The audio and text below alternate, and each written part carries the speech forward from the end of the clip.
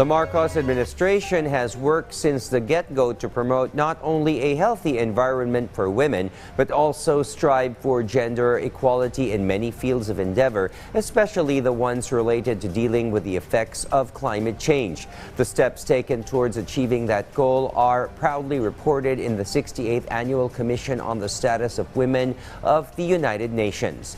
Alan Francisco has the details. The Philippine government participated in the 68th Annual Commission on the Status of Women, the United Nations yearly gathering in New York for gender equality.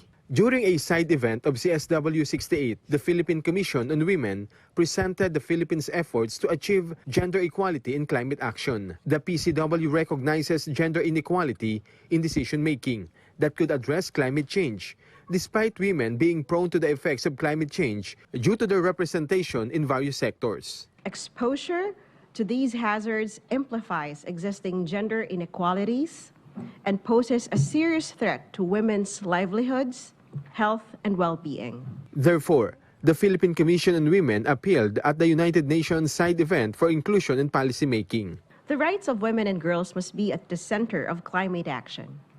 Advancing the role of legal and policy frameworks in delivering a gender-responsive, just transition, an often overlooked pathway, is critical. As a response, we have ensured that the recently adopted Philippine National Adaptation Plan and Nationally Determined Contribution Implementation Plan are gender-responsive and guarantee inclusive and equal representation in the decision-making process. The PCW assures the Philippines is taking steps to hear the voices of women. We must strengthen inclusive decision-making so that the voices of women and girls are heard and gender equality in climate action is achieved.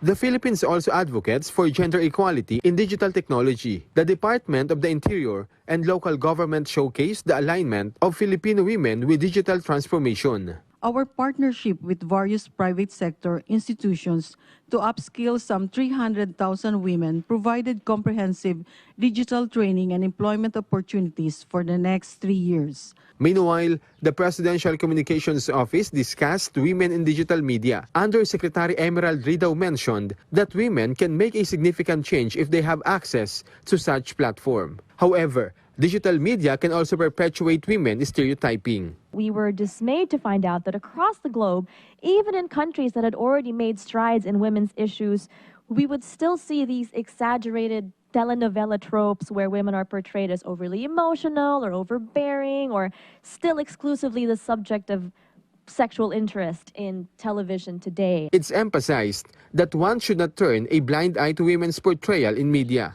We can all do more to hold filmmakers and media companies accountable for their representations and portrayals of women. And of course, lastly, there is a parallel need to invest in education, and I think we've heard this from all of our speakers, to invest in more capacity-building programs that really equip young women with the skills to excel in the digital media landscape. The PCO also reminded women to be women in digital media. I'd like also for everybody to remember that you do not need a huge follower base or tech-savvy video editing skills to become a woman in digital. With access to the internet, initiatives from your government, and support from your communities, every woman can be a woman in digital. The Commission on Higher Education also pushes for gender equality. Professor Edna Imelda Fernandez Ligaspi emphasized the importance of quality and accessible education for women. Alan Francisco from the National TV Network for a new and better Republic.